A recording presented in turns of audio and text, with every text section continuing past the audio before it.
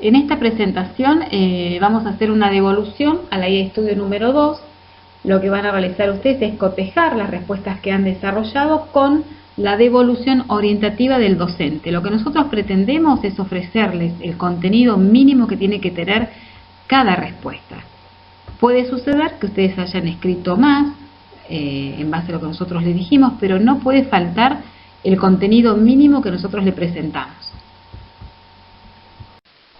Respondiendo a la pregunta de la diferencia entre bioelementos y biomoléculas, en primer lugar vamos a hacer un breve repaso de química elemental.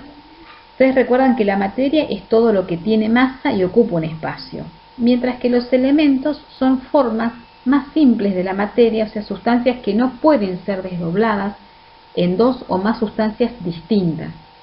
Vuelvo a repetir, los elementos son una forma de materia mucho más sencilla que no admite o que no puede ser desintegrada en dos o más partes o dos más sustancias distintas.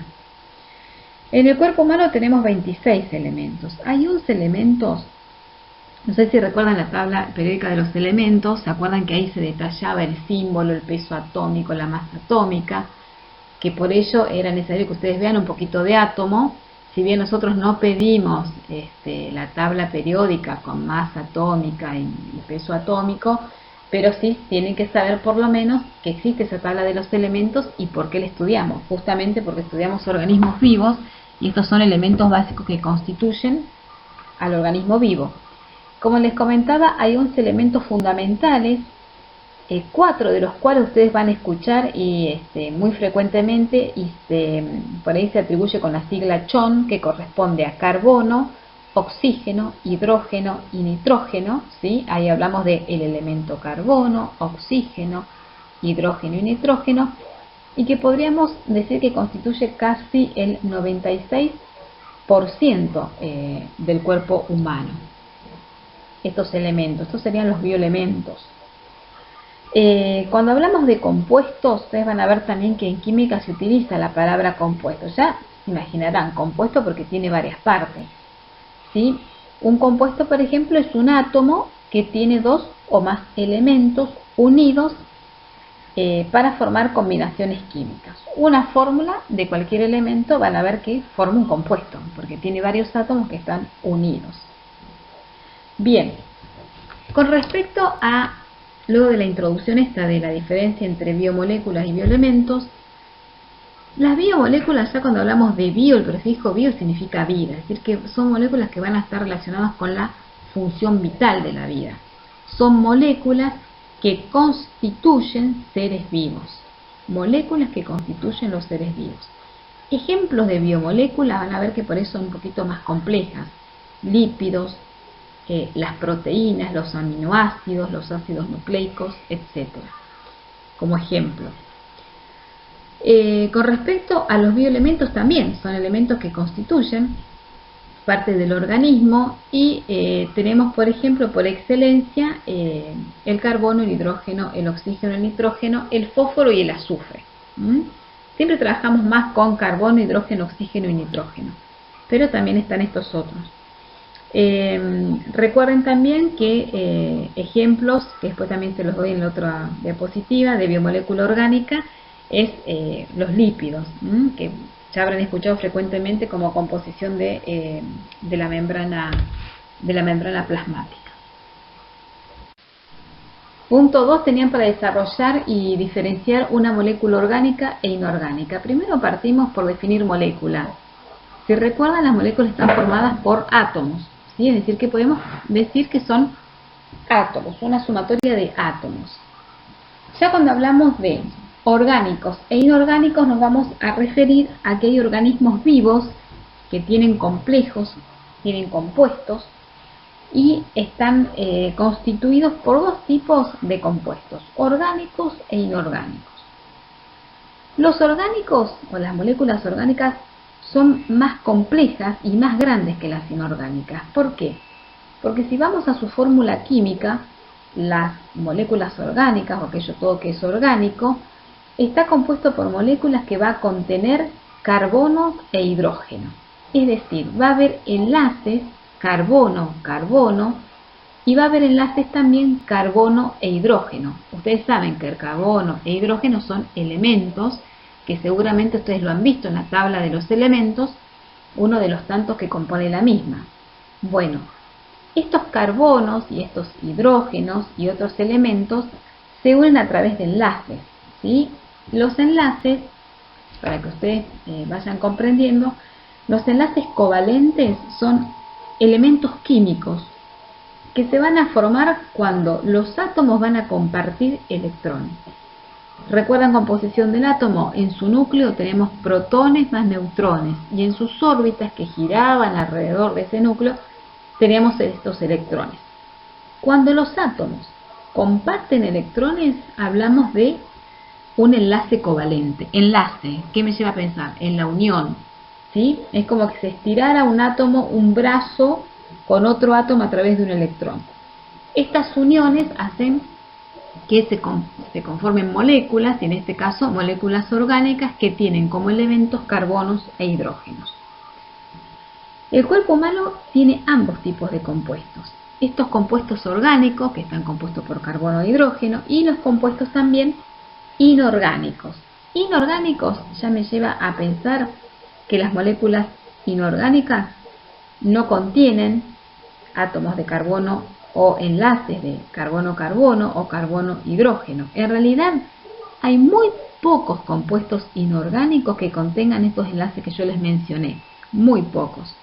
Entonces podemos decir que la diferencia radica en que unos tienen enlace CC y otros tienen enlace CH y otros no lo tienen. Es decir, algunos tienen enlace carbono-carbono, carbono-hidrógeno y los otros no. Igualmente vamos a seguir tratando de los compuestos orgánicos e inorgánicos, pero yo creo que ya los va a orientar esta devolución más o menos a definir moléculas orgánicas e inorgánicas. Bien, como saben, entonces podemos decir, para redondear, que por ejemplo las moléculas está constituida por átomos. Estos átomos no están sueltos, sino que están enlazados, al menos dos de ellos, que las moléculas inorgánicas no van a contener carbono. Y ejemplo de una biomolécula orgánica son los lípidos. Los lípidos son insolubles en agua. Si recuerdan composición de la membrana plasmática, cuando vimos célula, recuerdan que hablábamos de una bicapa de fosfolípidos, lípidos, grasa. ¿Se acuerdan? Los lípidos son insolubles en agua. Entonces, un ejemplo de una biomolécula orgánica es un lípido. Con respecto a la pregunta del agua, ¿sí? ¿Por qué era importante para la vida, la polaridad, etcétera? Ustedes saben que el agua se denominó como el origen de la vida, denominado el origen de la vida porque todos los organismos vivos necesitan agua, por supuesto, para sobrevivir. Ustedes saben que si estudian las células, ya su citoplasma tiene agua, la célula intercambia y tiene líquido tanto intracelular como extracelular, por lo tanto es vital para los procesos de la célula. Cada cuerpo celular saben que está bañado en líquido y solo en este medio, homeostáticamente regulado y controlado, es donde las células pueden funcionar.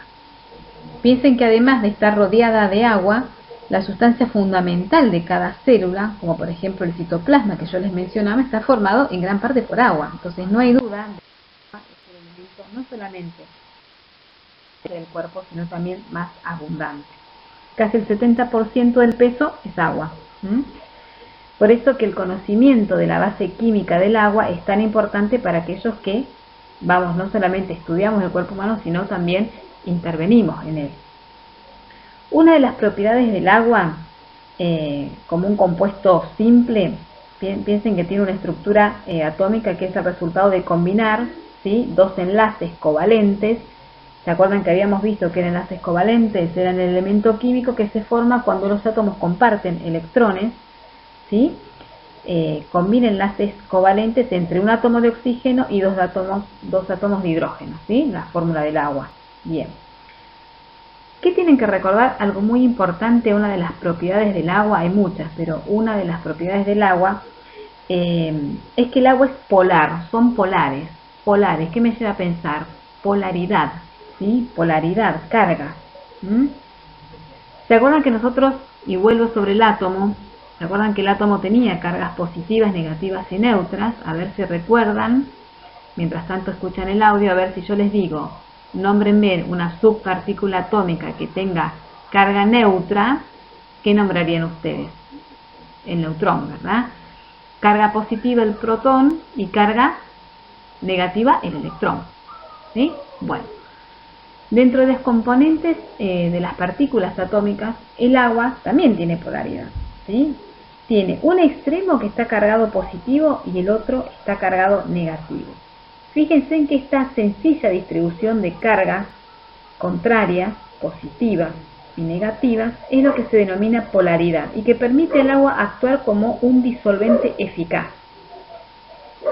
Para que una célula funcione correctamente exige la presencia de un gran número de sustancias químicas, ¿sí? Piensen, por ejemplo, cómo se compone la célula, las organelas. Piensen que requiere de muchos componentes.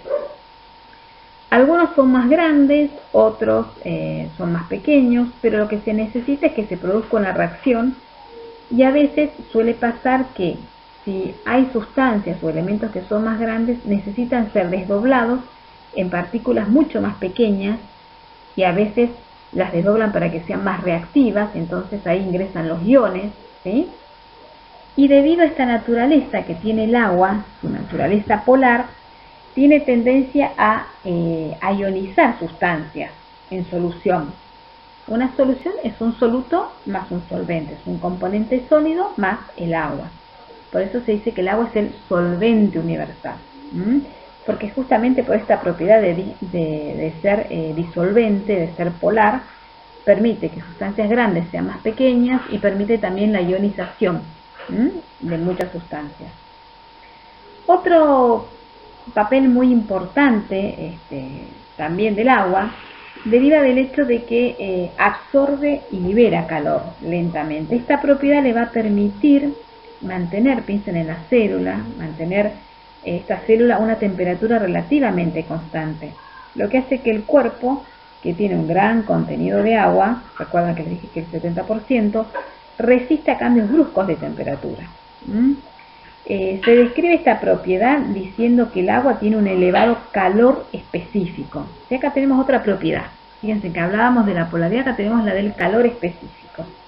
¿Esto qué quiere decir? Que tanto puede perder como puede adquirir grandes cantidades de calor con un pequeño cambio de temperatura.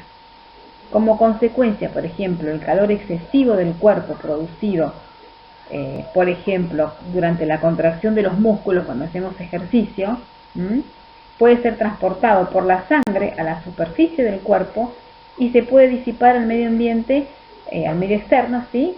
Con escasos cambios reales en la temperatura central. No es que nos enfriamos de golpe o nos sobrecalentamos de golpe. Todo este proceso es gradual y justamente por eso es tan importante, ¿no? El agua en el cuerpo, ¿no? Y la hidratación suficiente. Yo creo que con el conocimiento y la valoración de la importancia del agua en el proceso vital de la vida es fundamental, ¿sí? O sea, el agua hace más que actuar como un disolvente. Produce la ionización, facilita reacciones químicas y además de las muchas importantes cualidades físicas que hacen funcionar al cuerpo, tiene un papel químico esencial por sí misma. Por ejemplo, la permeabilidad celular, el transporte activo de sustancias, secreción, el potencial de membrana. Hay muchísimas propiedades y funciones que permiten responder a las exigencias del cuerpo para mantener la homeostasis. Al referirnos al anabolismo y el catabolismo, son reacciones químicas, ambas. El anabolismo es una reacción de síntesis, es decir, donde iones o moléculas se unen y se juntan entre sí para formar moléculas mucho más complejas, pero este tipo de reacción consume mucha energía. No sé si recuerdan lo que llamamos el ATP. Bueno, acá hay mucho consumo de energía para esta reacción de síntesis química. Cuando hablamos de catabolismo, hablamos de una reacción contraria de degradación, donde moléculas grandes se van a dividir en moléculas mucho más pequeñas, incluso en átomos, en iones, provocando una reacción de degradación. Esta reacción de degradación, como realiza el catabolismo, se libera también muchísima energía. Si bien son procesos distintos, van a funcionar también de manera coordinada. Para dar respuesta al sistema de retroalimentación positiva y negativa, primero vamos a tener que definir en qué consiste o cuáles son los componentes del sistema de retroalimentación. Recuerden siempre que hablando del concepto de homeostasis, siempre el organismo, el cuerpo, intenta regular su medio interno por varios sistemas de retroalimentación para lograr ese equilibrio donde la célula pueda realizar sus múltiples funciones. El sistema de retroalimentación es un ciclo de sucesos, podríamos decir, o de fenómenos, en el cual el estado de una determinada condición corporal es continuamente supervisado, evaluado, modificado y vuelto a su normalidad. Cada variable que supervisa el sistema de retroalimentación, un ejemplo puede ser presión arterial, frecuencia cardíaca, nivel de glucosa en sangre, etc. Cada una de estas variables, en las cuales intenta el organismo mantenerlo dentro de los parámetros o valores normales, se va a denominar condición controlada. Entonces el sistema de retroalimentación supervisa que estas condiciones controladas de las variables mencionadas se mantengan en un cierto nivel de equilibrio. ¿Qué sucede cuando hay una alteración en las variables controladas? Por ejemplo, presión arterial, incremento. Esto va a causar, por supuesto, un cambio en la condición controlada y ahí lo vamos a llamar estímulo. Cuando hay una alteración de la condición controlada de las variables, vamos a denominarlo estímulo. Los componentes de un sistema de retroalimentación, ya al referirme al sistema, vamos a hablar de ciertos componentes. Está compuesto por un receptor, un centro regulador o integrador y un efector. El receptor es una palabra, le está diciendo que es una estructura del cuerpo que recibe o que observa o que detecta cambios en la condición controlada y envía información, va a enviar esta información y la vamos a llamar señal de entrada o aferencia, el input, ¿sí? Nos quedamos entonces con este concepto. El receptor es una estructura del cuerpo, lo vamos a ver cuáles son, acorde a qué sistema vamos a tratar, que detecta el cambio y envía la señal hacia afuera, ¿sí? Envía una señal que se llama de entrada o aferencia. ¿A quién? ¿A quién la va a enviar esa señal de entrada o aferencia? Al centro integrador o al centro regulador. El centro regulador, recuerden que es el cerebro.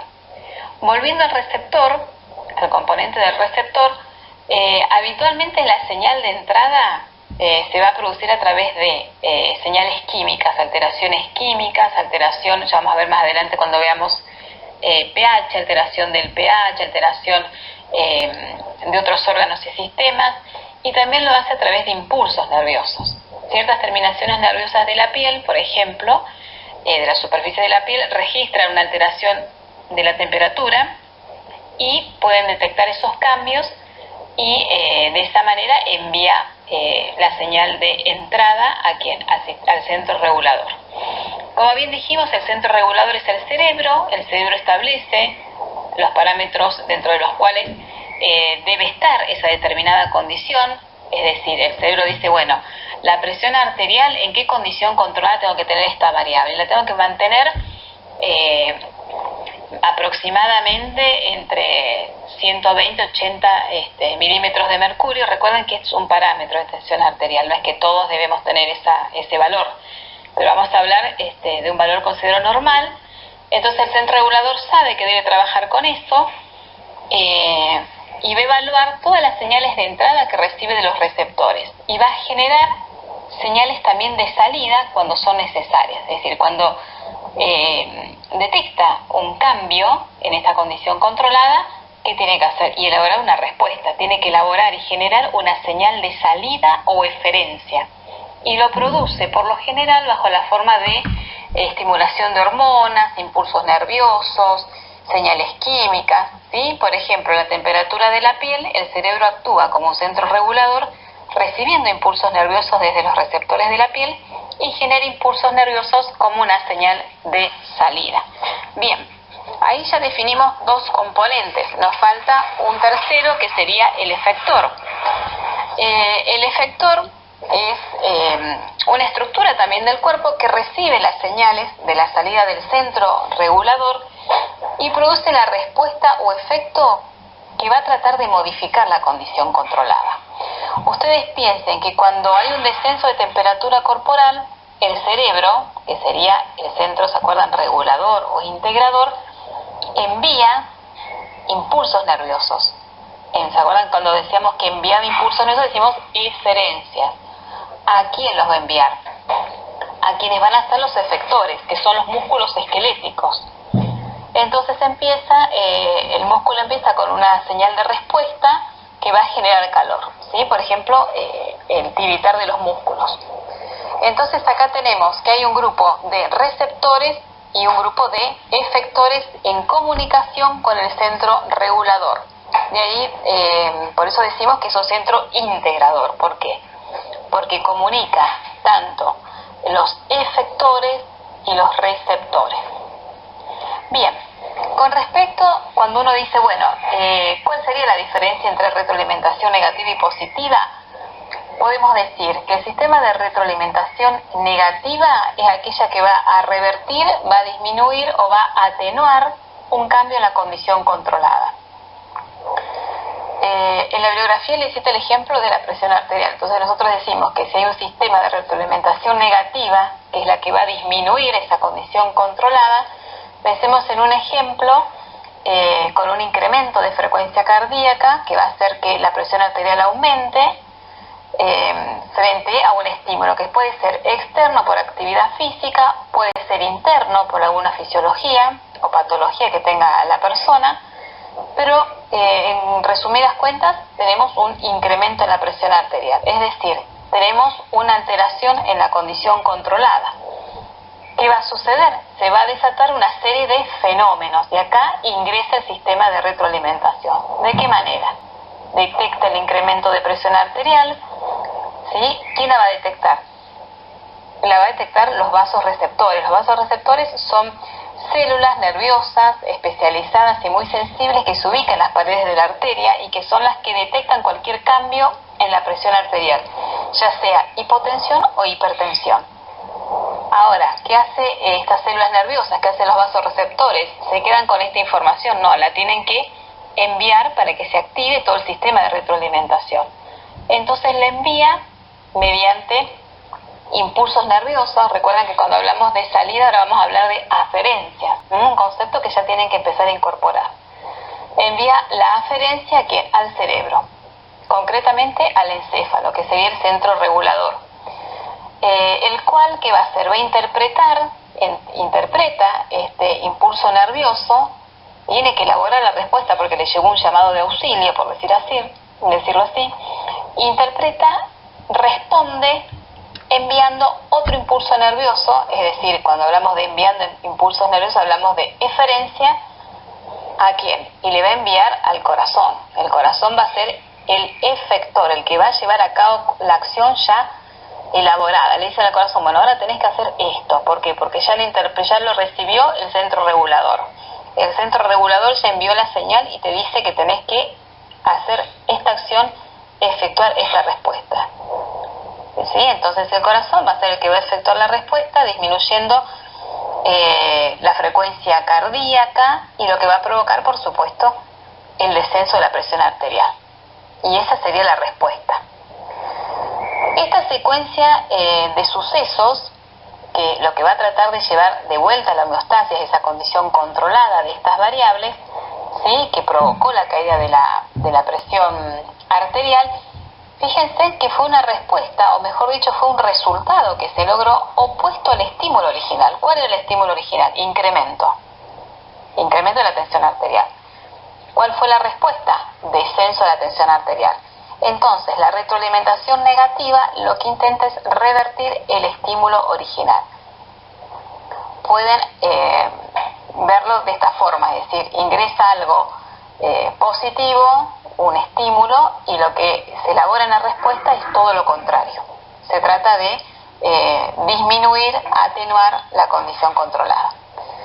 Todo lo contrario sucede con el sistema de retroalimentación positiva, es todo lo contrario a la negativa. Lo que tiende la positiva es aumentar, a incrementar el cambio producido o a sostenerlo. Opera lo mismo que en el sistema de retroalimentación negativa. ¿Qué voy a tener? ¿Cuáles van a ser los componentes? Y voy a tener el estímulo, voy a tener un receptor, voy a tener un centro regulador y voy a tener un órgano efector. Puede ser el corazón, puede ser cualquier otro órgano. Y va a elaborar la respuesta. Esa respuesta es la que va a volver a lograr la condición controlada. Acá le hablaba, por ejemplo, en la bibliografía le habla de un ejemplo del sistema de retroalimentación positiva con respecto a las contracciones de parto, ¿sí? Dice que las primeras contracciones de trabajo del parto es el estímulo que va a empujar esa parte del feto hacia el cuello uterino para provocar el nacimiento. Ahora, ¿qué sucede? Allá hay células nerviosas, también receptores que van a registrar el grado de dilatación del cuello uterino, que sería la condición controlada. A medida que aumenta la dilatación, las células van a enviar más impulso nervioso, o sea, aferencias, al cerebro, al centro regulador. Y el centro regulador, ¿qué hace? Potencia, ¿sí? Es decir, libera mayor oxitocina hacia la sangre. De esta manera hace una retroalimentación positiva. No es que disminuyen las contracciones, sino que incrementan las contracciones para facilitar el parto. Ahí tenemos un ejemplo de sistema de retroalimentación positiva, donde ingresa un estímulo y la respuesta es incrementar, reforzar ese estímulo. Es un ejemplo bastante sencillo que lo pueden comprender. Contestando a la pregunta 7, lo que deberían haber tenido en cuenta para definir una solución es que es una mezcla homogénea de soluto más solvente, teniendo en cuenta que el soluto es la sustancia que se va a diluir o se va a disolver, y el solvente es el agua en el cual ese soluto se disuelve. Es decir, la solución es la suma de un soluto más un solvente. Por ejemplo, el soluto puede ser la sal y el solvente puede ser el agua. Para definir si esta solución está saturada o insaturada, la solución saturada va a ser aquella en la que se ha disuelto la máxima cantidad de solutos que el solvente, o sea, que el agua puede disolver o que puede recibir. La insaturada es todo lo contrario, es cuando colocamos una cantidad de soluto menor a la cantidad máxima que puede disolver ese solvente. Sería como que está incompleta esa solución, mientras que la solución saturada estaría plena, ¿sí? Plena de la cantidad mayor de solutos que puede el disolvente, en este caso un ejemplo puede ser el agua, puede disolver. Diferencia entre estas diferentes soluciones químicas. Solución, suspensión y colores. En la diapositiva 7 habíamos definido la solución. Recuerdan que hablamos de la solución como esta mezcla homogénea de soluto más solvente que formaba una unidad en las cuales estas sustancias no podían separarse. Por eso decimos que es una solución verdadera. Por eso decimos que es una mezcla homogénea, en la cual sus partículas son tan pequeñas que pueden mezclarse, prácticamente disolverse en ese solvente. Antes de continuar, recuerden que los solventes no siempre hablamos de solvente líquido, estamos a hablar de solventes gaseosos, gases. Con respecto a la suspensión, acá también estamos hablando de una mezcla, soluto más solvente, puede ser un soluto o más solutos, tanto en la solución como en la suspensión como en los coloides. Eso también me olvidé decirles que estas mezclas pueden ser solutos más solventes. La suspensión es una mezcla, pero es una mezcla heterogénea. Acá está la diferencia. ¿Por qué digo heterogénea? Ya se habrán dado cuenta, dirán que no es una solución verdadera, es decir, no forma una solución única e indivisible. Acá hablamos de una mezcla heterogénea porque está formada por sustancias que están, por supuesto, en estado sólido, que se dispersan en una sustancia líquida o gaseosa, pero que en algún momento se pueden llegar a separar. A ver, un ejemplo de una suspensión. El ejemplo más clásico es la arena con el agua. Ustedes colocan arena en el agua, en un vasito de agua, lo mezclan, en ese momento es una mezcla, como que parece que se unieran. Pero pasado un tiempo se sedimenta la arena, ¿por qué? Porque es un tamaño de partículas, un tamaño de molécula mucho más grande y se separa del solvente. Otro ejemplo propio nuestro de enfermería es el medicamento en polvo. Si alguna vez han preparado, por ejemplo, una amoxicilina o un Optamox Duo, viene el polvo, ustedes le agregan el agua hasta el nivel que les indica, agitan y ahí están agitando, ¿qué cosa? Un soluto de partículas grandes, de moléculas grandes con el solvente que es el agua. Mientras ustedes agitan están formando una mezcla, pero esta mezcla es una mezcla heterogénea. ¿Por qué? Porque pasado un tiempo, cuando ustedes pasen las 8 horas o las 6 horas y tengan que volver a tomar el antibiótico, dice agítese antes de usar. ¿Por qué? Porque el soluto quedó depositado en el fondo del envase y quedó el resto del solvente arriba. Entonces ahí van a ver que no es una solución homogénea, es decir, no es una solución verdadera. Acá hay suspensión, se suspende, se separa estas partículas más grandes del resto. Coloides. Bien, con los coloides hablamos también de que son mezclas, ¿sí? También son solutos más solventes. Pero también estas partículas son partículas tan pequeñas que pueden estar suspendidas. Entonces hablamos de mezclas también de sustancias químicas, pero en este ejemplo podemos decir la gelatina, por ejemplo, que es uno de los ejemplos más típicos, ¿sí? La gelatina son partículas pequeñas que se disuelven en ¿qué? Están inmersas en un soluto, que puede ser el agua en este caso, y conforman un gel, es decir, quedan suspendidas en ese solvente. Entonces decimos que los coloides son mezclas también homogéneas, donde las partículas son pequeñas para estar suspendidas. Habíamos dicho que el agua era fundamental para las funciones de la célula, por lo tanto es importante ver también cómo se distribuye, en qué compartimientos, tener en cuenta que para lograr la homeostasis la célula no solamente necesita de los líquidos, sino también de una concentración que se debe mantener. Con respecto al compartimiento de los líquidos corporales, están divididos, podemos decirlo, en dos grandes ramas o en dos grandes compartimientos. Tenemos el líquido extracelular y el intracelular. El líquido intracelular también se divide, a su vez, en líquido intersticial y en plasma sanguíneo. Gran parte de, recuerden que uno de los componentes de la sangre es el plasma, y el plasma tiene una gran cantidad de agua. Entonces, decimos que tenemos el líquido extra e intracelular. Extracelular habla del medio interno, que es el líquido que rodea a la célula. Recuerden que la célula no solamente tiene líquido adentro de ella misma, como líquido intracelular, sino que también tiene líquido por afuera de la misma, en la cual eso también le ayuda a intercambiar sustancias con el medio que la rodea. En este caso, el medio que rodea la célula como líquido extracelular es el medio interno. El líquido intracelular, que está adentro de la célula, se divide en líquido intersticial. El líquido intersticial, si ustedes desglosan el sentido de la palabra, inter es entre dos, ticial es tejidos, entre ciertos tejidos. Entonces el líquido intersticial es el que está presente entre los tejidos, y también tienen el líquido intracelular, que conforma como componente de la sangre el plasma. El último punto presentaba un caso práctico en el cual ustedes tienen que integrar los conocimientos de los sistemas de retroalimentación negativa y positiva. Lo tienen que encarar de la siguiente manera. Piensen que Ignacio está iniciando una rutina de actividad física que va de bajo al nivel mayor de intensidad con respecto al esfuerzo físico. Entonces acá todos los aparatos y sistemas van a tener que adaptarse a una condición controlada óptima para que Ignacio pueda desarrollar la actividad física.